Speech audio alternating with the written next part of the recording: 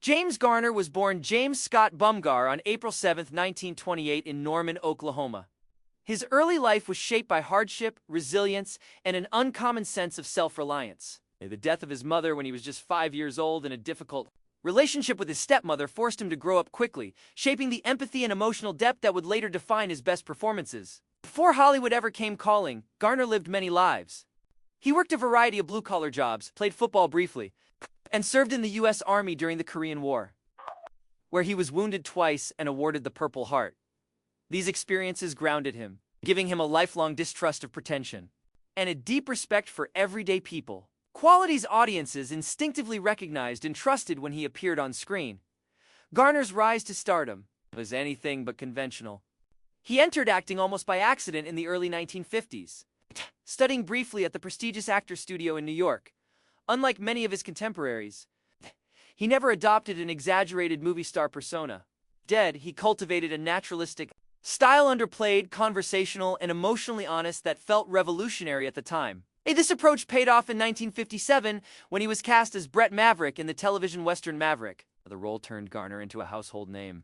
As the charming, witty, and slightly reluctant gunslinger, he subverted traditional Western tropes, bringing humor, irony, and intelligence to a genre dominated by stoic heroes. Maverick established the blueprint for his career, as he repeatedly portrayed men who were smart rather than flashy, moral without being sanctimonious, and strong without needing to prove it. His transition from television to film was seamless. In movies such as The Great Escape in 1963, The Americanization of Emily in 1964, Grand Prix in 1966, and Support Your Local Sheriff in 1969. It demonstrated remarkable versatility, balancing drama, comedy, and action with ease. One of Garner's defining traits was his refusal to be bullied by the studio system. At a time when actors were often powerless, he took on major studios and lawsuits over unfair contracts and won.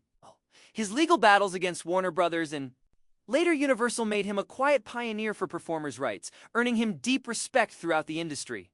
Garner never sought the role of activist, but his willingness to stand up for fairness reflected the same integrity that shaped his personal and professional life. In 1974, Garner returned triumphantly to television with The Rockford Files, creating one of the most iconic characters in TV history. As private investigator Jim Rockford, he portrayed a man who was perpetually broke, physically battered and emotionally guarded, yet endlessly likable. Garner infused the role with humor, vulnerability, and humanity, earning an Emmy Award and cementing his legacy as a master of the small screen. The show's influence endured for decades, shaping countless crime dramas that followed. Even as he aged, Garner's star never dimmed. He embraced mature roles with grace, delivering deeply moving performances in Murphy's Romance in 1985, which earned him an Academy Award nomination, and Space Cowboys in 2000. Perhaps most poignantly, he portrayed the older Noah Calhoun in The Notebook in 2004, offering a tender, dignified portrayal of enduring love that introduced him to a new generation of fans. Garner's love story was as unconventional and enduring as the man himself. He was married only once to Lois Josephine Fleckman Clark, who became his steady emotional anchor for nearly 6 decades. They met at a party in 1956 and married just 16 days later on, August 17th. Garner later spoke about the whirlwind romance with honesty and humor, recalling that they went to dinner every night for 2 weeks and that he was absolutely nuts about her. Their honeymoon was modest, and Garner joked that spending $77 on it nearly broke him. Fame and excess never defined their relationship, commitment did. Lois brought a young daughter from a previous marriage who was recovering from polio, and Garner stepped into the role of devoted father without hesitation. In 1958, the couple welcomed their daughter Greta, affectionately known as Gigi, who became the center of their family life. Their marriage was not without challenges.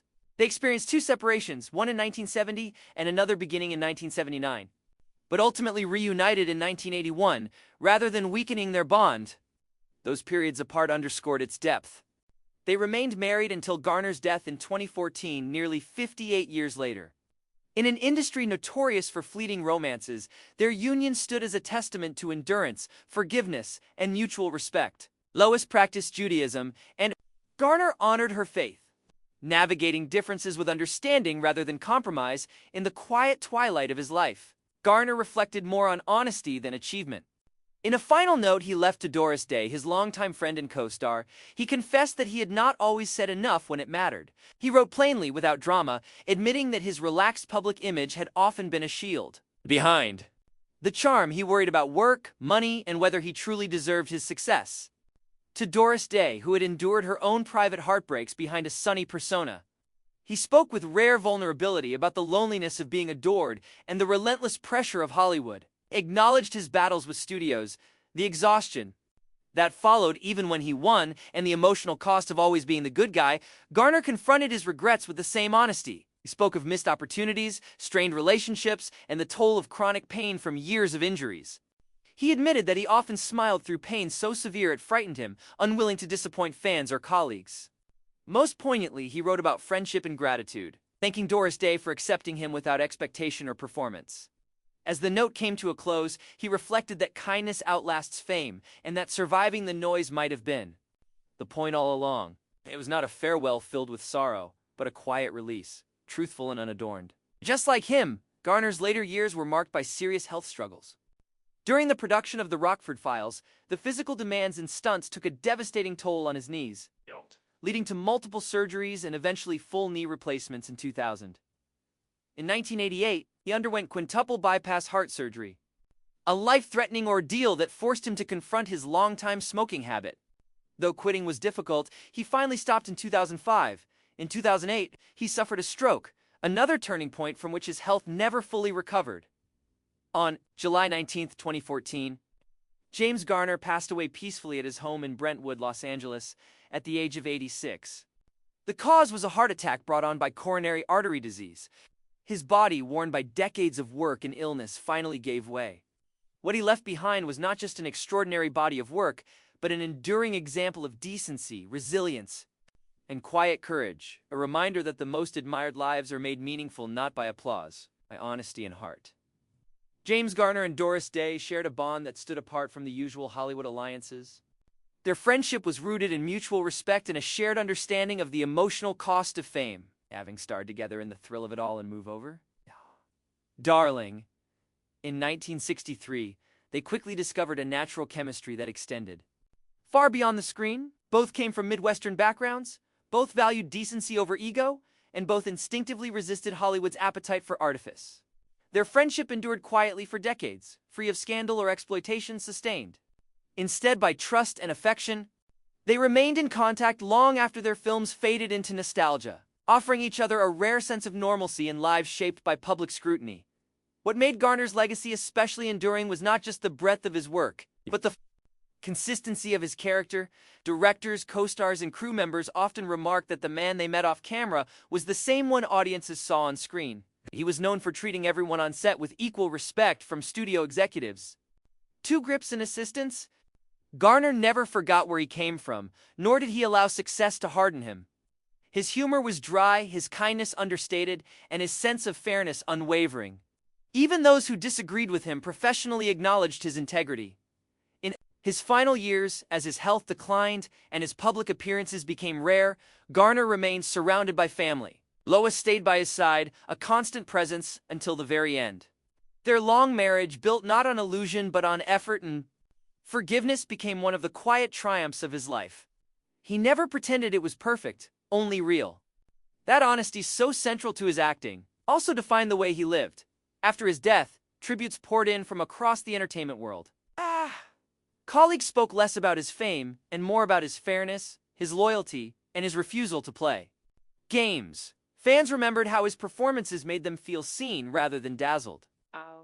In an industry often obsessed with reinvention, James Garner proved that authenticity could be its own kind of longevity. In the end, James Garner's life told the same story as his best roles. A man shaped by hardship, guided by decency, skeptical of power, loyal to love, and quietly brave in the face of pain. He never chased legend status, yet became one by simply being himself. After the applause faded, what remained was the truth he valued most, that kindness lasts longer than fame, and integrity leaves the deepest mark of all. In the years following his passing, James Garner's reputation only deepened rather than faded. Time stripped away the marketing, the box office numbers, and the era-specific context, leaving behind something sturdier, trust. Viewers who revisited his work noticed how little it had aged. His performances did not rely on trends or exaggerated mannerisms. They relied on listening, restraint, and an emotional truth that still felt current decades later. Younger audiences discovering him for the first time often remarked that he felt modern, not because he chased relevance, but because sincerity never goes out of style. Garner himself would have bristled at that kind of praise. He resisted being called a legend and dismissed reverence with humor. He believed acting was a job, not a crown, and that taking it too seriously was a mistake. Yet he took the responsibility seriously. He understood that audiences invited him into their living rooms and theaters, often at vulnerable moments in their lives, and he felt an obligation not to lie to them emotionally. That belief guided his choices. He turned down roles that felt cruel, dishonest, or empty, even when they promised money or prestige. "I don't believe it," he once said. "How can I expect anyone else to?" His philosophy extended beyond acting into how he navigated fame. Garner avoided Hollywood parties, rarely gave interviews unless he had something genuine to say, and kept his private life fiercely protected.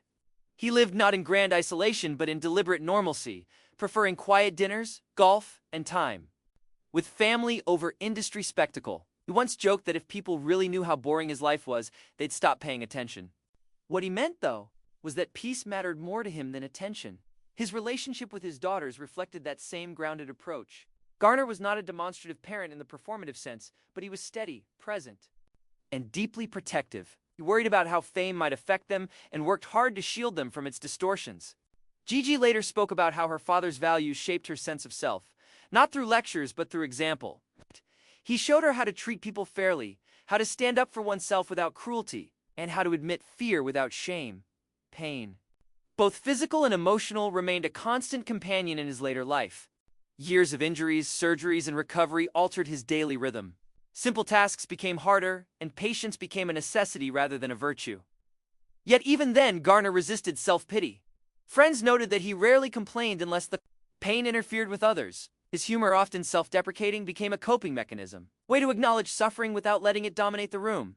That resilience, forged early in life, never fully left him. The note he wrote to Doris Day gained particular resonance after her own passing. Though never intended for public consumption, its sentiment echoed what many suspected about Garner's inner life. He was a man who carried weight quietly. Responsibility, loyalty, and endurance were values he honored, but they sometimes came at the cost of gentleness toward himself. His admission that he confused endurance with strength revealed a late-life clarity that few achieve. It was not a rejection of his past, but a compassionate reevaluation of it. Doris Day represented something unique to him because she shared that dual existence, adored publicly, wounded privately. Their friendship was never romantic, never transactional. It was built on recognition. They saw each other clearly without the myths attached to their names. In that sense, the note was not just a confession, but a thank you, an acknowledgement of being seen without performance. For Garner, that may have been one of the rarest gifts of his life. As Hollywood evolved into a faster, louder, more image-driven machine, Garner increasingly felt out of step with it, and he was comfortable. With that, he did not resent change, but he mourned what was lost along the way: craftsmanship, loyalty, and accountability. He watched contracts become more complex and studios more impersonal. And though he had fought those systems earlier in his career, he knew the battle was no longer his to fight. His legacy, instead, lived in example rather than protest. When asked late in life how he wanted to be remembered, Garner gave an answer that felt almost evasive in its simplicity. He said he hoped people would think he was decent. Not great. Not brilliant, decent. To him, decency encompassed fairness, kindness, and honesty. Values he believed were undervalued precisely because they lacked drama. Yet it was those qualities that defined his longest relationships, sustained his marriage, and earned him unwavering respect from peers. Even now, stories continue to surface from people who worked with him briefly and never forgot the experience. A crew member remembered Garner stepping in to defend a coworker who was being treated unfairly. A young actor recalled Garner quietly offering advice without condescension, then never mentioning it again. These moments were not publicized at the time, but they accumulated. Forming a reputation that outlived headlines, James Garner's life did not follow a mythic arc of rise, fall, and redemption. It followed something rarer: consistency. He remained fundamentally the same man whether he was unknown, famous, or aging. Consistency, shaped by early loss and hard-earned self-reliance, became his defining strength. He understood that character was not something revealed under pressure. but something practiced daily, often when no one was watching. In the end, Garner left behind no manifesto, no grand statement about art or fame. What he left was quieter and perhaps more difficult to imitate. He left proof that one could succeed without cruelty, endure without bitterness, and age without surrendering dignity. His story reminds us that lasting impact does not require spectacle, only truth lived over time. And long after the roles are revisited and the accolades fade into trivia, that truth remains steady and unmistakable, just like James Garner himself. As the years pass, James Garner's place in American cultural memory continues to settle into something deeper than nostalgia. He is not remembered merely as a star of a particular era, but as a standard-bearer for a kind of masculinity that has become increasingly rare. Dom without passivity, strength without domination, humor without cruelty. His characters did not conquer the world, they navigated it. They survived through intelligence, empathy, and an instinctive moral compass rather than brute force. That sensibility resonated because it felt earned, not performed. Garner's Oklahoma roots never loosened their hold on him, even after decades. In Hollywood, he spoke with the cadence of someone who had grown up listening more than talking. That grounded presence made his silences as meaningful as his dialogue. He knew when not to act, a skill as valuable in life as it is on screen. Directors often remarked that he could communicate an entire emotional arc with a glance or a shrug, trusting the audience to meet him halfway. He never underestimated people's intelligence or emotional capacity, and in return they trusted him. That trust became the cornerstone of his enduring popularity. Viewers believed him instinctively. When he played a romantic lead, his affection felt gentle rather than possessive. When he played a skeptic, his doubt felt thoughtful rather than cynical. Even when portraying flawed men, he never sought absolution through charm alone. He allowed discomfort to exist, understanding that authenticity sometimes requires letting a character sit with their mistakes. This refusal to overpolish emotion is one of the reasons his work continues to feel alive. Off-screen, Garner carried a similar philosophy. He disliked confrontation, but he disliked injustice more. When pushed, he responded not with spectacle, but with resolve. His legal battles against studios were not fueled by ego, but by principle. He believed contracts should be fair, promises should be honored, and power should not excuse exploitation. Though he rarely spoke publicly about these fights in detail, their impact rippled quietly through the industry, benefiting actors who came after him without ever knowing his name was attached to the change. Garner's marriage to Lois remained the emotional center of his life, especially as his body began to fail him. Illness has a way of stripping life down to essentials, and in those later years what mattered most was presence. Friends noted that Garner grew quieter, more reflective, but never resentful. He accepted limitation with a kind of weary grace, acknowledging loss without letting it define him. Lois became not just his partner, but his witness, the person who had seen every version of him and stayed. There is something deeply revealing about the fact that, at the end of his life, Garner chose not to address the public, but a friend. The note to Doris Day was not intended to shape legacy or manage reputation. It was a human gesture, intimate and unguarded. In that choice lies a truth about Garner himself. He valued being understood by one person more than being admired by millions. Fame had never filled him. Connection had. His acknowledgement of fear and self-doubt stands in quiet contrast to the myth of effortless success often attached to long careers. Garner never believed in destiny or entitlement. He believed in showing up, doing the work, and hoping it mattered. When he wrote that he worried about deserving his success, he revealed the moral seriousness that underpinned his humility, did not take applause for granted, and he never assumed permanence. As film and television continue to evolve, Garner's work serves as a reminder of an alternative path.